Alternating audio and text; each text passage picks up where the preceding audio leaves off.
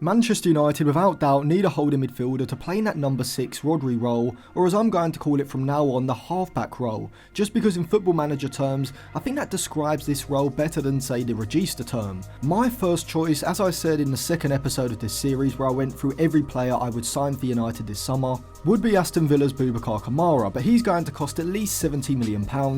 and so a few other suggestions that people have mentioned are the two young South American talents, 21-year-old Federico Redondo and 19-year-old Oscar Zambrano. However, I don't think United should sign either, at least for a first team role next season anyway. Both of these two, but mainly Kobbie Mainoo, are the types of holding midfielders that I think Roberto De Zerbi would get the best out of, which I'll explain in just a bit. However, I am sceptical about whether United should sign either Redondo or Zambrano, at least for a first team role next season anyway. I think both players still need some development before coming to the Premier League, but I'll come on to the loan strategy I would use if either were signed towards the end of the video.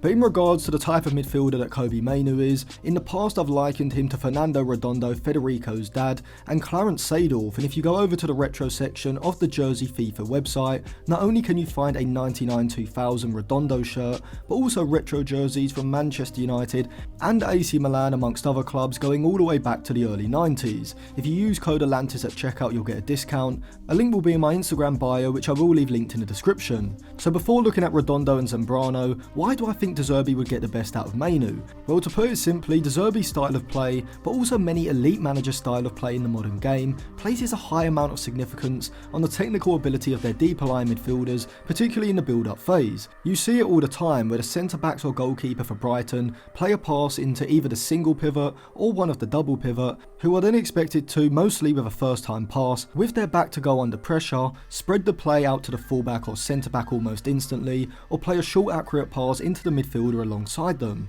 Mainoo, in his short time playing in the United first team, has not only shown he has the ability to do this, but to accompany this he also has the fluidity and the press resistance to turn out of pressure and carry the ball forward. And I think De Zerbi would absolutely relish this type of player, as we saw how good both Moises Caicedo and Alexis McAllister were under him last season, but I would argue that Mainoo is suited even more to this deeper line midfield role in a De Zerbi setup than either of these two, as Mainoo certainly is technically superior to Caicedo when receiving the ball under pressure facing his own goal, whilst also having the athleticism, power and defensive qualities that McAllister lacks. In short, Kobbie Mainoo would be the perfect blend between the two stylistically, potentially being De Zerbi's ideal deeper line midfielder. And looking around the world at similar midfielders to Kobbie Mainoo, sooner or later Federico Redondo and Oscar Zambrano's names pop up. In terms of Federico Redondo, he's a fairly lanky yet physically strong holding midfielder, standing at 6'2" in height, but seemingly even more imposing than that, which makes his technical ability all the more deceiving,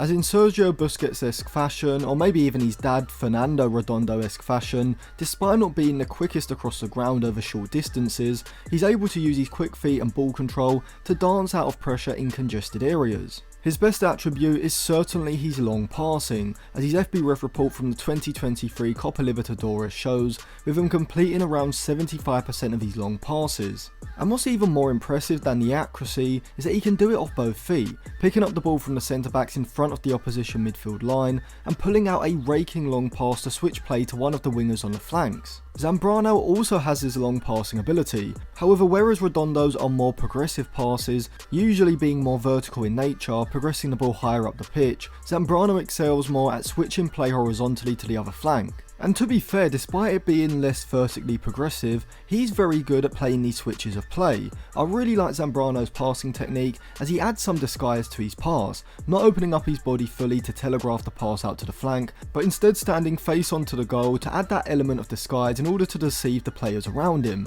and I always think this is a great trait for a young midfielder to have. I personally prefer Zambrano to Redondo just because I think Zambrano, at this point in both players' careers, suits the Premier League more. The Ecuadorian is smaller, around 5'9", but he has not just a stockier build, but he's also more athletic in my opinion, which certainly aids him when winning the ball back in deeper areas, with aggressive front foot challenges that resemble the likes of Moises Caicedo and Aurelien Tchouameni. Now Zambrano doesn't have Redondo's ball carrying ability, as the Argentine can take advantage of space in front of him by using his long long legs to drive the ball forward. However, I do think press resistance could be an issue for both, which is why at the start of 2024 at least, I rate Kobbie Mainoo higher than both. But I would say it's mostly down to both Redondo and Zambrano playing in South America, because even though I do think the whole he hasn't got Premier League experience is a bit of a cop-out for people when they don't necessarily have the information or watch time to judge a player, I do think it's relevant for outside Europe's top 5 leagues,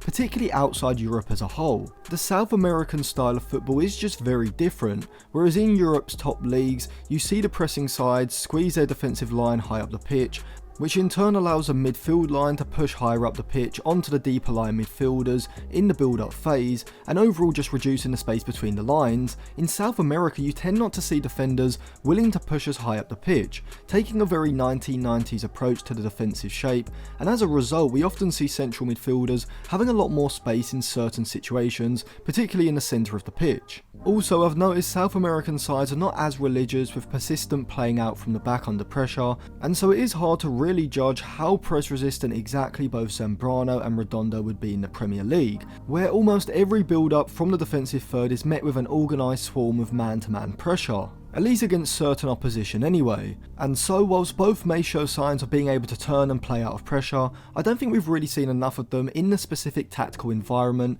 that they would face in the Premier League to really draw upon any defining conclusions, whereas Mainoo on the other hand has already displayed this ability in that single pivot position for Manchester United this season. And so if Redondo or Zambrano were signed, I think they, alongside someone like Andre from Fluminense as well, should be afforded an 18 to 24 month grace period to allow them to adapt to this new style and fully develop that press resistant attribute which is essential for any new Manchester United holding midfielder. Now you could use either as an understudy to Mainoo, but ideally I think Mainoo would be the understudy to an elite holding midfielder like a Boubacar Kamara, although I do accept that maybe Kamara will be priced out of a move to United, which is why in another episode in this series I will be looking at another holding midfielder who I really haven't heard anyone talk about in regards to a big move. Just to give you a bit of a teaser, this is his FB Ref report, so subscribe to the channel and click the bell if you are interested in seeing that video. But in regards to Redondo and Zambrano, I wouldn't be opposed to United signing either,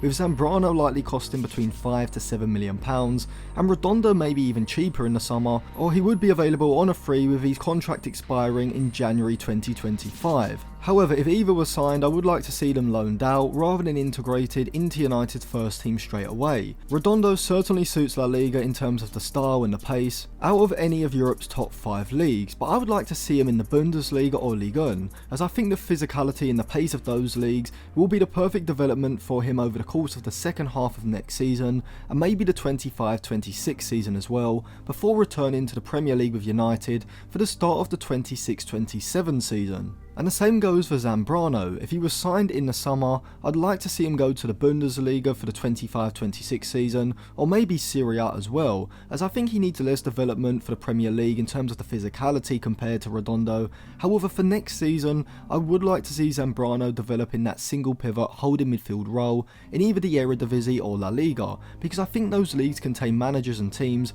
who will improve the tactical side of Zambrano's game in that particular role, which I think Redondo already has to a higher degree. So let me know what you think of Zambrano, Redondo and Kobbie Mainoo in the comments section below. Subscribe to the channel and click the bell, and check out the full playlist which will be linked in the description.